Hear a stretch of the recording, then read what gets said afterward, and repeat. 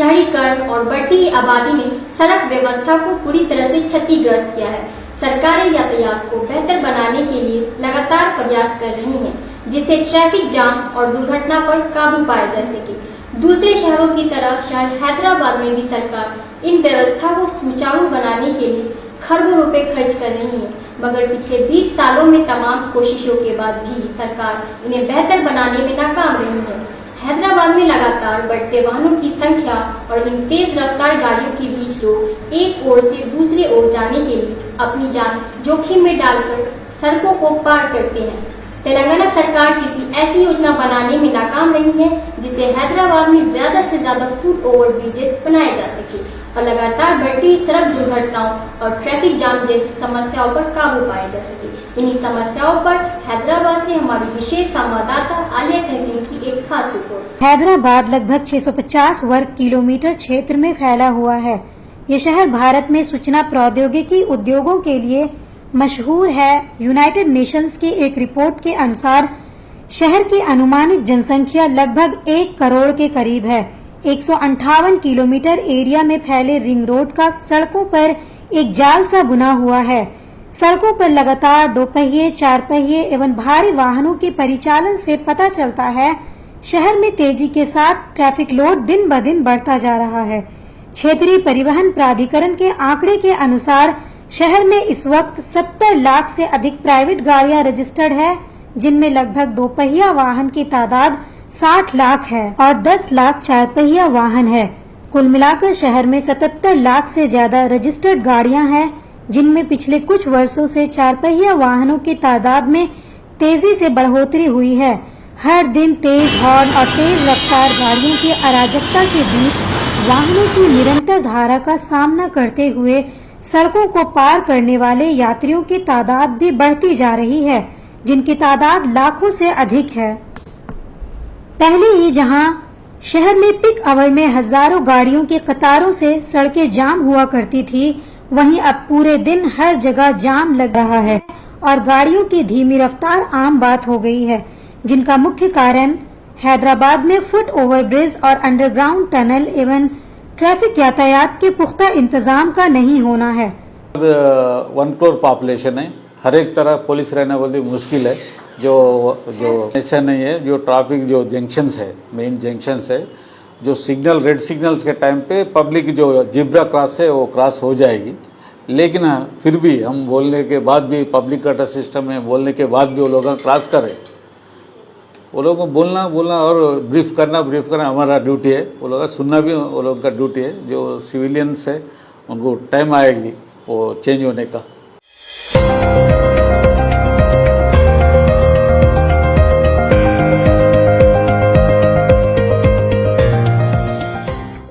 Traffic police department ने भी शहर में कुल 50 स्थानों की पहचान की, जहां पैदल यात्रियों की सुरक्षा के लिए फुट ओवरब्रिज की जरूरत है। 2015 में जीएचएमसी ने मेसर्स आईआईडीसी लिमिटेड को सलाहकार के रूप में नियुक्त किया था, जिन्होंने 140 स्थानों की निशानदेही की थी।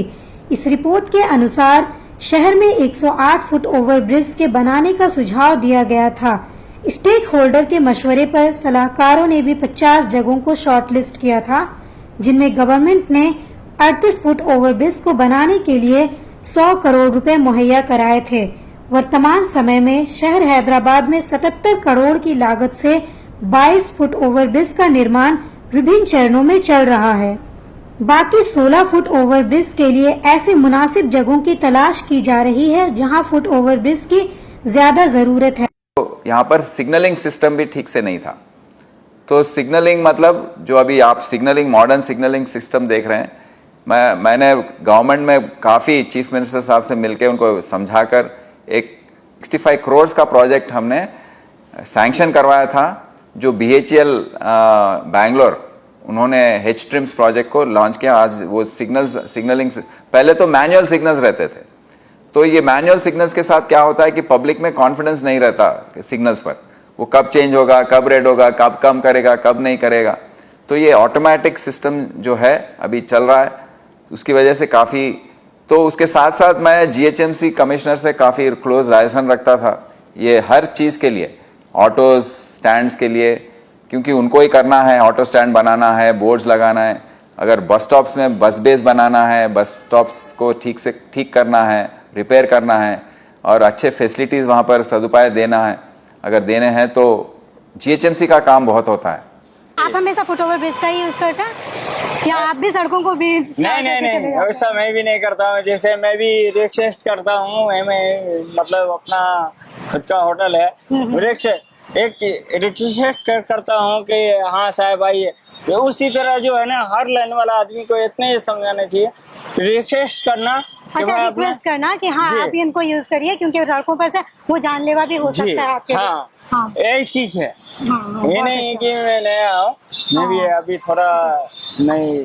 अच्छा, आप भी रूल्स को तोड़ते हैं, रूल्स को ब्रेक करके कभी कभी रोड के बीच से भी चले जाते हैं? हाँ, इमरजेंसी में होता है। इमरजेंसी यानी कि आप ये सोचते हैं कि हमारे पास टाइम नहीं है तो हम क्यों इतने ऊपर चढ़े। हाँ, है ना, ऐसा होते रहता है। इस समय शहर में फुट ओवरब्रिज की तादाद बहुत कम है, जो 650 वर्ग किलोमीटर एरिया में फैले हुए सड़कों में ऊंट के मुंह में जीरे की कहावत को सही साबित कर रहा है।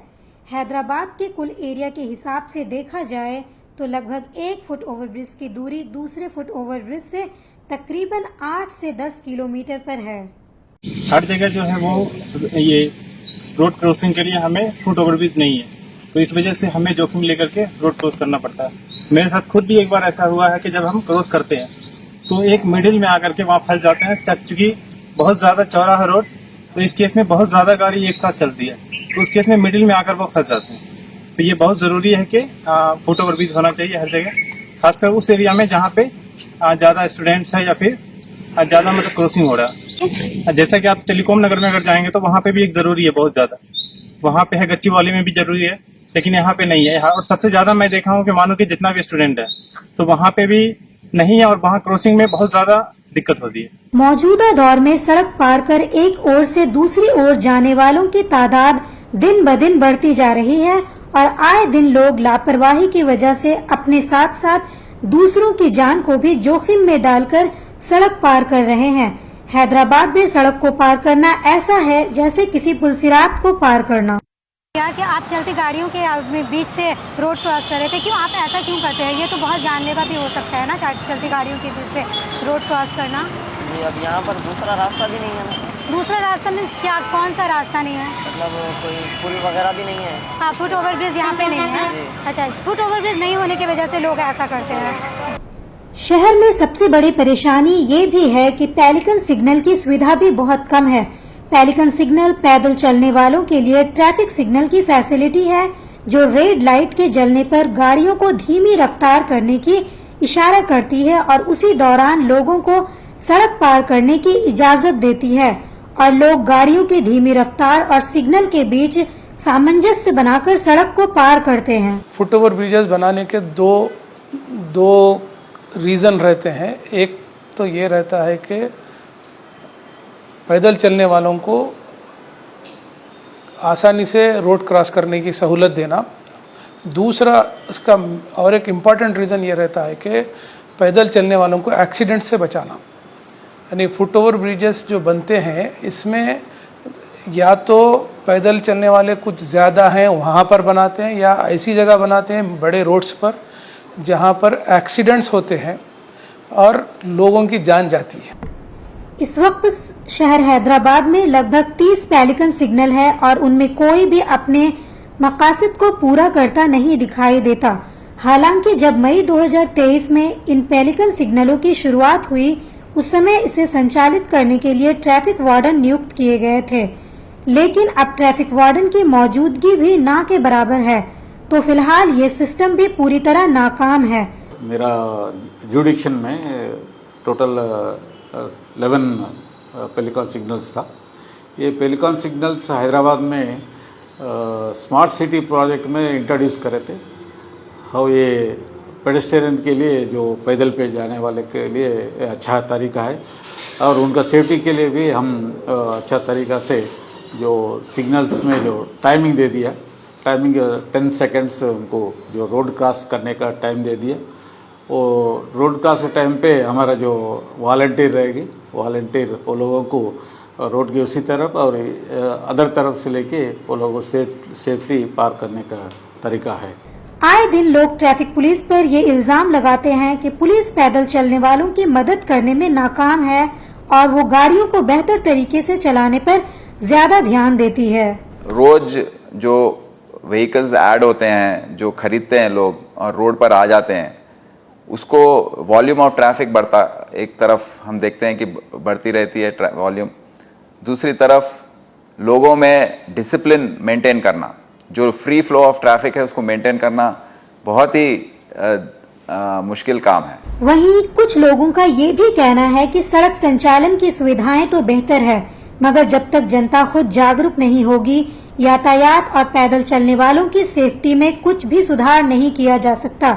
आज लोगों के पास समय की कमी है, जिसके वजह से लोग जल्दबाजी में गाड़ियों के आवाजाही के बीच इस बात की परवाह किए बगैर सड़क पार करना ज्यादा बेहतर समझते हैं कि उनका ये कदम उनके लिए जानलेवा भी साबित हो सकता है। एक जिम्मेदार नागरिक होने के नाते हमारा ये फर्ज बनता है कि हम शहर में अपने साथ शहर में बनाए गए सभी नियमों का पालन करें। As on today, around 28 footover bridges are constructed and they are functional. More than 65% public are using on daily basis these FOBs. Out of these 28, around 26 FOBs have this facility, but at some places we got complaints that they are not functioning properly, so we are getting them repaired. As of now, this year there is a requirement for about 12 FOBs, so we will be taking up them this year. Nowadays there are many new junctions which have come up, so at those junctions, to avoid clashes between pedestrian movement and between traffic road users, we are planning FOBs. So around at least another 15 to 20 are being requested by various public agencies, so we'll be constructing them in the near future. Telangana सरकार traffic को बेहतर बनाने के लिए सड़कों पर U turn भी कम कर रही है और सड़कों के बीच बने रोड डिवाइडर की ऊंचाई भी बढ़ा रही है या ग्रिल लगा रही है, जिससे पैदल चलने वाले लोग सड़क पार नहीं कर सके और ट्रैफिक से होने वाली दुर्घटनाओं पर काबू पाया जा सके। पर इसका इस्तेमाल करने से अपना सेफ्टी रहेगा, यहाँ आराम से ऊपर से जा सकते हैं, वहाँ से जाने की जरूरत नहीं है। गवर्नमेंट भी ये कर रही है, ऑनलाइन एड्स भी चल रहे हैं, इसका यूज़ करोगे तो एक्सीडेंट्स कुछ भी नहीं आपका क्या फुटवेयर यूज ही करना चाहिए, क्योंकि जब हम रोड क्रॉस करते हैं इसका यूज़ नहीं करें तो एक्सीडेंट हो सकते हैं। कई बार रेड लाइट नहीं रहे तो स्टूडेंट्स रहें तो कोई भी रहें तो भागते हुए जाते हैं, क्यों उनका बस वो सब मिस होता है। अगर थोड़ा लेट हो गया तो कुछ नहीं होगा। अगर सरकार रोड ट्रैफिक को नियंत्रित करना चाहती है तो उनका पहला मकसद ये होना चाहिए कि वो शहर में हर 3 से 4 किलोमीटर की दूरी पर लिफ्ट और एस्केलेटर की सुविधा के साथ फुट ओवर ब्रिज का निर्माण कराए। साथ ही सभी बड़े सिग्नल्स पर अंडरग्राउंड ब्रिज या सबवे का एक ऐसा जाल बनाए जिससे पैदल चलते वक्त सड़क पार करने वाले लोगों को भगवान के भरोसे ना छोड़ दिया जाए। बस के लिए वेट करते हैं ना, बस को जल्दी जाते हुए, उसके लिए बस के लिए जल्दी जाने के को रोड पास करते हैं। नहीं सर, रिस्क नहीं लेते, अगर देख के जाते ना कैसे तो भी, मगर इसका अंडरग्राउंड रह जाए तो भी अच्छा रहता है ना। एक सिग्नल पास करना बोले तो 5 मिनट भी लगता है, उसके लिए पास करते हैं। सरकार शहर के आधुनिकीकरण एवं विकास और लोगों की सुविधाओं के लिए लगातार कोशिश कर रही है, लेकिन उन्हें चाहिए कि जब तक फुट ओवर ब्रिज या अंडरग्राउंड पासेस के निर्माण का काम चल रहा है तब तक लोगों को जागरूक करने के लिए अहम कदम उठाए और आम लोगों के लापरवाही के कारण सड़क दुर्घटना से देश की जीडीपी पर पड़ने वाले बुरे असर पर रोक लगाने के लिए कोई ठोस मंसूबा बनाए। We are looking forward to have more footover bridges where the pedestrian movement can be facilitated, especially the pavements on which they try to get in.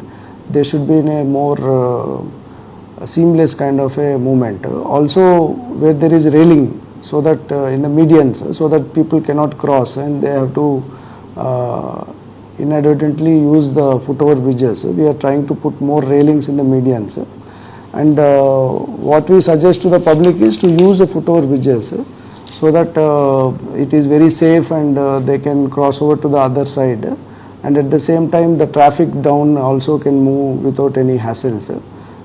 So in this year we look forward to have more footover bridges and more maintenance, so lifts and escalators etc., so that even children and old age people old age women etc. also can use the footover bridges. हर साल police department से एक report आती है कि कहाँ कहाँ पर कितने लोग पैदल चलने वाले राहरू यानी गाड़ियों की टक्कर से मर गए या उन पर एक्सीडेंट हुआ। इस सिलसिले में हम लोग क्या करते हैं कि पुलिस डिपार्टमेंट की जो एनुअल रिपोर्ट रहती है उसके बेसिस पर और वहाँ पर साइट पे रिक्वायरमेंट पर कहाँ वो आ सकता है, कहाँ आना चाहिए, इस सिलसिले में कंसल्टेंट्स लगा के स्टडी कराते हैं कि वहाँ पर उतने लोग आएंगे या नहीं आएंगे।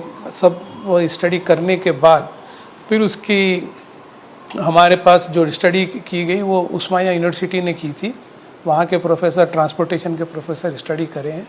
करने के बाद वो बताए हैं कि कितने पैसेंजर्स आ सकते हैं, तो उस हिसाब से यानी जितने पेडिस्ट्रियंस क्रॉस करेंगे उस हिसाब से वो ब्रिज डिज़ाइन किया जाता है कि उस पर क्या क्या फैसिलिटीज़ होनी चाहिए। तो हैदराबाद में यानी करीबन 20 फुट ओवर ब्रिज पहले से हैं, जिसमें उतनी फैसिलिटी नहीं है जितनी होनी चाहिए।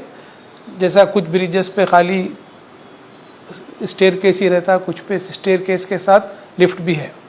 ये 20 फुट ओवर ब्रिज मतलब पिछले 5-10 साल में बन गए, लेकिन अब हमने पिछले 2 साल में और 22 फुट ओवर ब्रिजेस को बनाने की कोशिश कर रहे हैं, समझे। उसमें 12 तकमील को पहुंच चुके हैं और ये 22 फुट ओवर ब्रिज में से